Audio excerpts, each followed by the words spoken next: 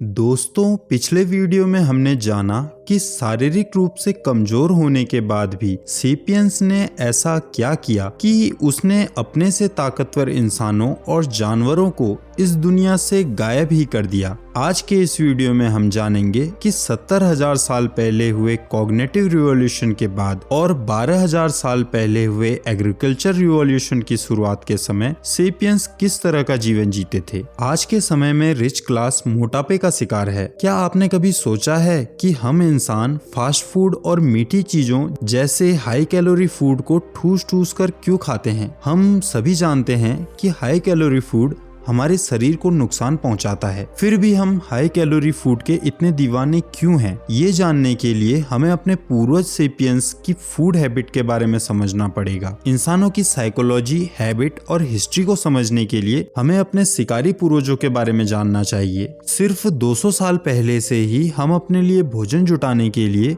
ऑफिसों में काम कर रहे हैं, मजदूरी या कोई दूसरा रोजगार कर रहे हैं। उससे पहले 10,000 सालों तक सेपियंस खेती करके अपना पेट पालता था, लेकिन उससे भी पहले सेपियंस अपना पेट पालने के लिए जानवरों का शिकार किया करते थे और जो कुछ बच जाए उसको बाद में खाने के लिए स्टोर कर लेते थे। आज चाहे हम शिकार करके अपना पेट नहीं भर रहे, लेकिन आज भी हमारी साइकोलॉजी और आदतें उस टाइम पीरियड का रिजल्ट हैं जिस टाइम पीरियड में सेपियंस शिकार किया करते थे और जंगलों में रहा करते थे। जिन घास के मैदानों में हमारे पूर्वज रहते थे, वहाँ हाई कैलोरी मीठा भोजन मिलना बहुत ही मुश्किल था। 30,000 साल पहले के एक इंसान के पास मीठे के नाम पर सिर्फ पका हुआ फल था। स्टोन एज में अगर किसी आदमी को एक पके हुए आम से लदा हुआ पेड़ दिख जाता तो वह वहीं खड़े खड़े ज्यादा से ज्यादा आम खा जाता। हाई कैलोरी फूड को भरपेट खाने की टेंडेंसी हमारे जीन में जन्म से ही है। हम आज भले ही ऊंची ऊंची बिल्डिंग्स में रहते हैं, चाहे हमारे पास सारी सुख सुविधाएं हैं, लेकिन हमारे डीएनए आज भी घास के मैदानों में ही रहते हैं। इसी कारण हम एक पूरा पिज्जा खाने के बाद ऊपर से कोक की बोतल गटक जाते हैं।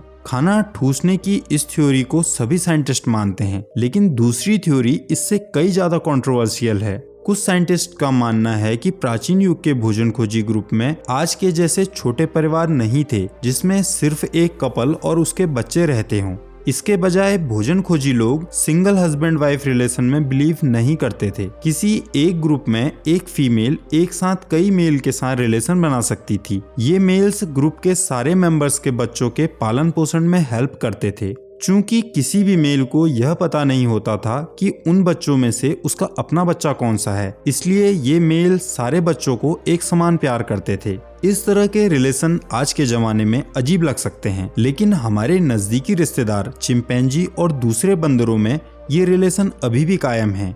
यहाँ तक कि आज भी ऐसी अनेक मानव संस्कृतियां हैं जिसमें सामूहिक पिता की प्रथा है, जैसे कि बारी इंडियंस। इस तरह के समाजों में प्रचलित विश्वासों के अनुसार किसी बच्चे का जन्म किसी एक पुरुष के स्पर्म से नहीं बल्कि स्त्री के गर्भ में स्पर्म के जमाव से होता है। इनकी मान्यताओं के अनुसार एक अच्छी माँ को कई पुरुषों के साथ रिलेशन बनाने चाहिए, जिससे उसके बच्चे के अंदर एक अच्छे शिकारी के ही नहीं बल्कि एक अच्छे कहानी सुनाने वाले, सबसे बलवान योद्धा और अच्छे प्रेमी के गुण भी आए। आपको ये बात सुनकर हंसी आ सकती है, लेकिन आपको इस बात का ध्यान रखना चाहिए कि शरीर संबंधी आधुनिक विज्ञान के विकास होने से पहले लोगों के पास इस बात का कोई एविडेंस नहीं था कि बच्चों को कई सारे पिताओं की बजाय एक ही पिता जन्म देता है।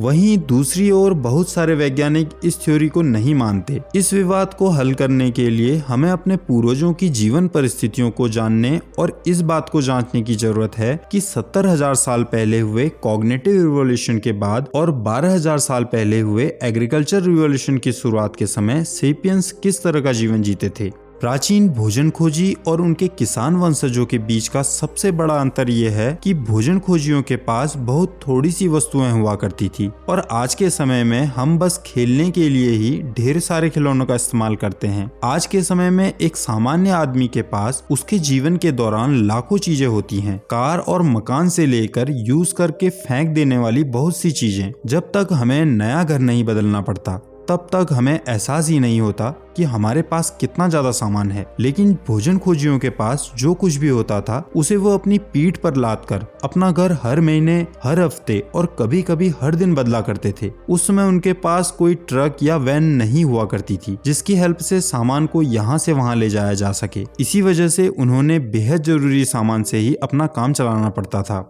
आज से 1 लाख साल बाद काम कर रहा कोई आर्कियोलॉजिस्ट किसी मंदिर के खंडर से खोद निकाली गई हजारों चीजों के सहारे हिंदू आस्था और आचार पद्धति की एक इमेज बना सकेगा। लेकिन प्राचीन शिकारी संग्रहकर्ताओं के बिलीव और रिचुअल को समझने के लिए हमारे पास कुछ भी नहीं है। ये वैसा ही है जैसे आज से हजारों सालों बाद के हिस्टोरियंस को 21st सेंचुरी के लोगों की लाइफ को इमेजिन करने को बोला जाए, क्योंकि तब उसके पास हमारे बारे में जानने के लिए सिर्फ हम लोगों के डाक से आए बचे कुचे लेटर ही होंगे, क्योंकि हमारे फोन पर हुई बातचीत, ईमेल, टेक्स्ट और व्हाट्सएप मैसेज का कोई रिकॉर्ड नहीं बचा होगा। अंग्रेजों के ऑस्ट्रेलिया को जीतने से पहले ऑस्ट्रेलिया महाद्वीप पर 3 लाख से 7 लाख के बीच की संख्या में शिकारी संग्रहकर्ता रहा करते थे, जो 200 से 600 जनजातियों में बटे थे, जिनमें से प्रत्येक जनजाति अनेक कबीलों में विभाजित थी। हर जनजाति की अपनी भाषा और अपना धर्म, अपने कायदे और रीति रिवाज थे। आज के साउथ ऑस्ट्रेलिया में एलिडेड नाम से जिस इलाके को जाना जाता है, उसके आसपास कई ऐसे कबीले थे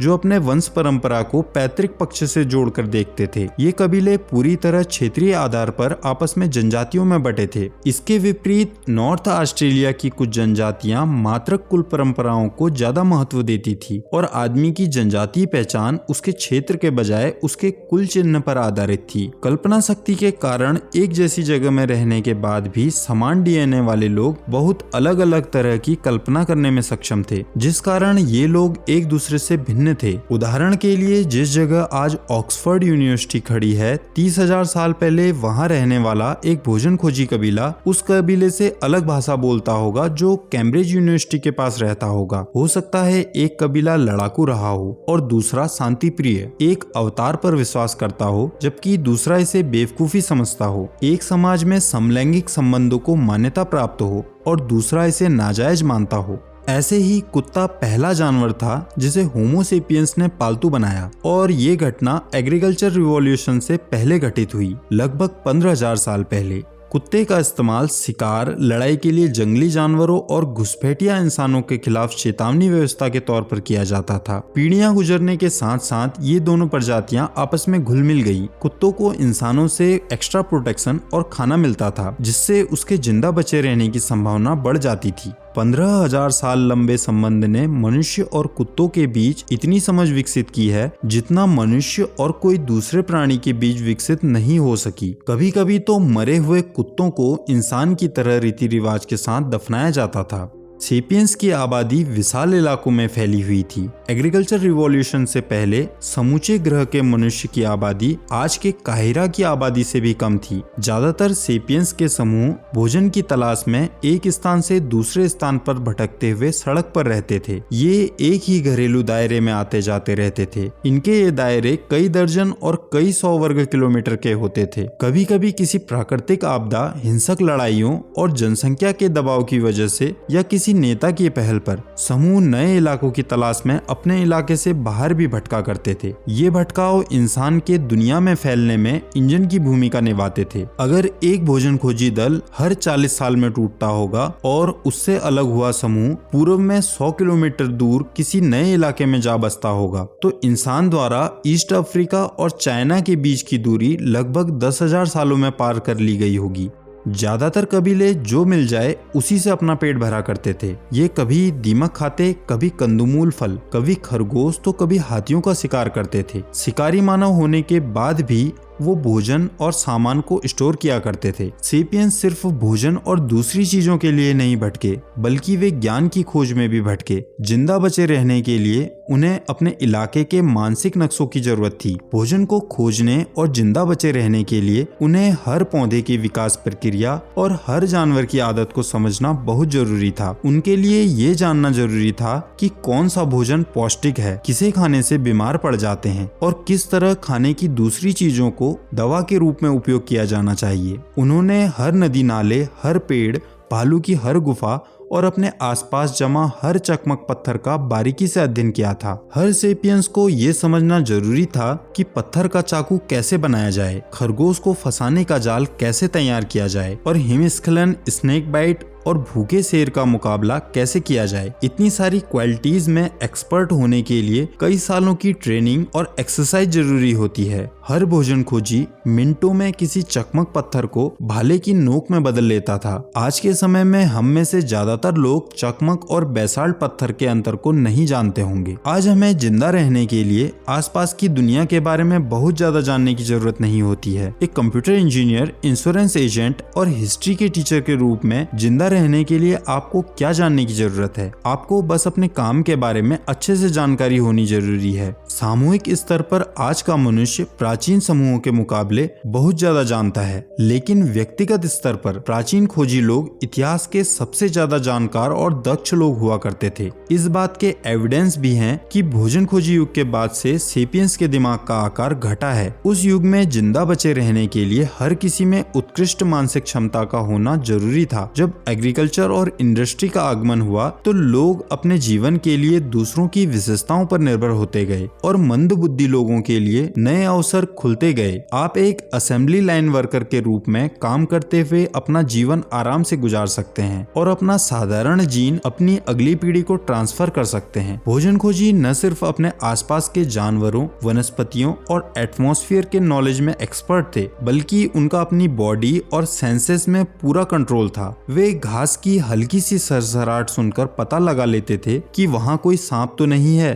वे बहुत ही चुस्त और दक्ष तरीके से बैठना, चलना और दौड़ना जानते थे। शरीर का अलग अलग तरह से और निरंतर इस्तेमाल उन्हें मैराथन रनर जैसा फिट रखता था। उनके शरीर में ऐसा फुर्तीलापन होता था जैसा आज के लोग योग और मार्शल आर्ट के सालों प्रैक्टिस करने के बाद भी हासिल नहीं कर पाते। शिकारी संग्रहकर्ताओं की लाइफस्टाइल अलग अलग इलाके और मौसम के हिसाब से अलग अलग हुआ करती थी, लेकिन कुल मिलाकर ऐसा लगता है जैसे भोजन खोजियों की लाइफ उनके बाद आए किसानों, मजदूरों और ऑफिस क्लर्क के मुकाबले कहीं ज्यादा आरामदायक रही होगी। आज के समय में इंसान हफ्ते के 40 से 45 घंटे काम करता है और विकासशील देश के लोग हफ्ते में 60 से 80 घंटे तक काम करते हैं। वहीं कालाहारी रेगिस्तान जैसे इंटीरियर इलाकों में रहने वाले आज के समय के शिकारी संग्रहकर्ता हफ्ते में औसतन 35 से 40 घंटे तक काम करते हैं। वे 3 में से 1 दिन शिकार करते हैं और हर दिन 3 से 4 घंटे लगाकर खाने को इकट्ठा करते हैं। ये उनके पेट भरने के लिए काफी होता है। प्राचीन शिकारी संग्रहकर्ताओं को खाना इकट्ठा करने में इससे भी कम समय लगता था। इसके अलावा उनके ऊपर घर के कामकाज का बोझ भी बहुत कम था। न उन्हें बर्तन मांजने पड़ते थे, न झाड़ू पोछा करना पड़ता था, न ही बिलों का भुगतान करना पड़ता था। इनकी जिंदगी हमारी जिंदगी से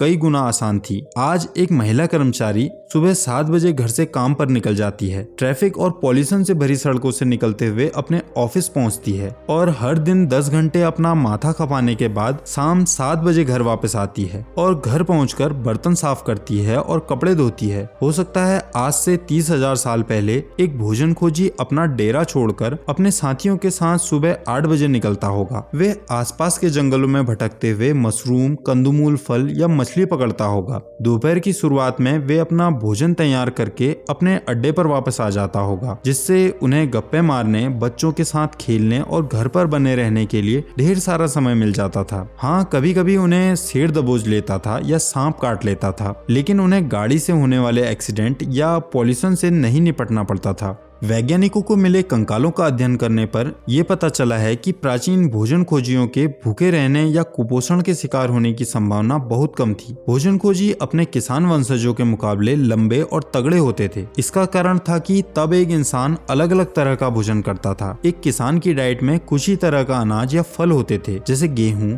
आलू या चावल, जिसमें कुछ विटामिन, मिनरल्स और दूसरी न्यूट्रिएंट की कमी होती थी जिसकी जरूरत इंसान को होती है। तब का इंसान नाश्ते में चावल खाता था और दोपहर में चावल और रात को भी चावल ही खाता था। इसके विपरीत प्राचीन भोजन खोजी नियमित रूप से दर्जनों तरह के भोजन सामग्री खाया करता था। किसी किसान की भोजन खोजी परदादी ने नाश्ते में अंगूर और मशरूम खाए होंगे, दोपहर में कंदमूल, घोंगे और कछुए खाए होंगे और रात को जंगली प्याज के साथ खरगोश का गोश्त खाया होगा और उसके अगले दिन का मेन्यू बिल्कुल अलग होगा। इस फूड डाइवर्सिटी के कारण ही प्राचीन भोजन खोजी को अपने भोजन से सारे जरूरी न्यूट्रिएंट मिल जाते थे।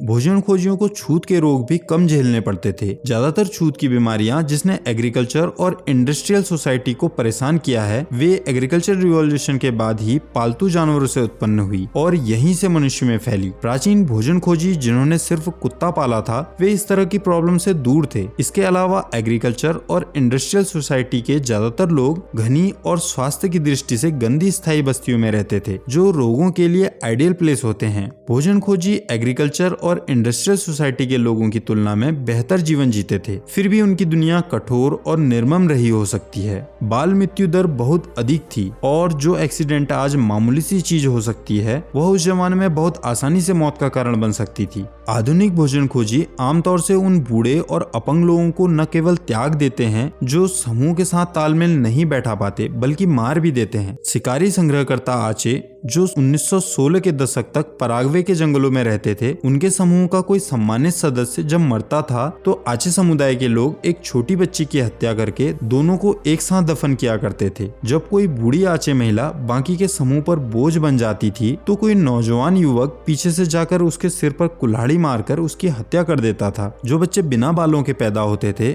उन्हें अविकसित समझकर तुरंत मार दिया जाता था। हमें आचे लोगों के बारे में बहुत जल्दी से अपनी राय नहीं बना लेनी चाहिए। जिन एंथ्रोपोलॉजिस्ट ने उनके साथ रहते हुए सालों बिताए वे बताते हैं कि इनके बीच हिंसा बहुत कम हुआ करती थी। औरत और मर्द दोनों अपने जोड़ीदार को बदलने के मामले में आजाद थे। वे हमेशा हंसते और मुस्कुराते रहते थे। उनमें नेता बनने को लेकर ऊंच नीच का कोई क्रम नहीं था। वे आपस में मिलजुल कर रहते थे। बच्चे, बीमार और बूढ़ों की हत्या के प्रति उनका नजरिया वैसा ही था जिस तरह आज बहुत से लोगों का गर्भपात और इच्छा मृत्यु को लेकर है। इस बात का भी ध्यान दिया जाना चाहिए कि आचे लोग पराग्वे के किसानों के हाथों निर्मम तरीके से मार दिए गए थे। अपने दुश्मनों से बच निकलने की जरूरत ने शायद आचे लोगों को किसी ऐसे इंसान के प्रति कठोर रवैया अपनाने में विवश कर दिया हो जो समूह पर बोझ बन सकते थे। असल में हर मानव समाज की तरह आचे समाज बहुत जटिल था। हमें सिर्फ कुछ जानकारी के आधार पर उन्हें अच्छा या बुरा नहीं कहना चाहिए। आचे न तो देवदूत थे न ही दानव। उसी तरह प्राचीन शिकारी संग्रहकर्ता भी मनुष्य थे। भोजन खोजियों की सामाजिक और राजनीतिक दुनिया एक और इलाका है जिसके बारे में हम लगभग कुछ भी नहीं जानते। रूस की सुरिंग नामक एक जगह में आर्कियोलॉजिस्ट ने 1955 में मैमथ का शिकार करने वाली एक संस्कृति से जुड़े 30,000 साल पुराने कब्रिस्तान की खोज की थी। एक कब्र में उन्हें 50 साल के आदमी का कंकाल मिला था जो मैमथ के दांतों से बने मनके की लड़ियों से ढका हुआ था। इन लड़ियों में पिरोए हुए कुल मनकों की संख्या 3000 थी। इस मृतक के शरीर पर लोमड़ी के दांतों से सजा एक टोप था और उसकी कलाइयों पर हाथी दांत के 25 कंगन थे। उसी जगह से एक अन्य कब्र में बहुत थोड़ी सी चीजें थी। खोजकर्ताओं ने इससे निष्कर्ष निकाला कि सुरिंग के मेमथ के शिकारी ऊंच नीच में विश्वास रखने वाले समाज में रहते थे और वह लाश उस समूह या कई समूहों से मिलकर बनी किसी जाति के मुखिया की थी। इसके बाद आर्कियोलॉजिस्ट ने एक और मकबरे का पता लगाया। इसमें 2 कंकाल थे जो आमने सामने दफन थे। एक कंकाल लगभग 12 या 13 साल के लड़के का था और दूसरा 9 या 10 साल की एक लड़की का था। लड़का हाथी दांत के 5000 मनकों से ढका था। उसने लोमड़ी के दांत वाला टोप और लोमड़ी के 250 दांतों वाला एक बेल्ट पहना हुआ था। इतने दांतों के लिए कम से कम 60 लोमड़ियों के दांत निकाले गए होंगे और लड़की हाथी दांत के 5250 मनकों से सजी हुई थी। इसकी कोई संभावना नहीं है कि इतनी कम उम्र में इन बच्चों ने अपने आप को मुखिया या मेमथ का शिकारी साबित किया हो। एक अनुमान है कि उन्हें यह हैसियत अपने माता पिता से मिली होगी। वे शायद मुखिया के बच्चे होंगे। एक दूसरे अनुमान के अनुसार इन बच्चों को इनके जन्म के समय किन्हीं बहुत पहले मर चुके लोगों के आत्माओं के रूप में देखा गया होगा। एक तीसरा अनुमान कहता है कि इन बच्चों के दफनाए जाने का यह संस्कार जीवन में उनकी हैसियत के बजाय उनके मरने के ढंग को दिखाता हो। क्या पता उनकी बलि दी गई हो। दोस्तों, इस वीडियो में बस इतना ही। अगले वीडियो में हम जानेंगे कि किस तरह भोजन खोजने वालों ने कृषि की खोज से बहुत पहले ही पर्यावरण को बदल दिया था। अगर आप वीडियो में यहाँ तक पहुँच गए हैं तो वीडियो को लाइक जरूर कीजिए और ऐसे ही नॉलेज से भरी हुई वीडियो देखने के लिए चैनल को सब्सक्राइब जरूर कीजिए।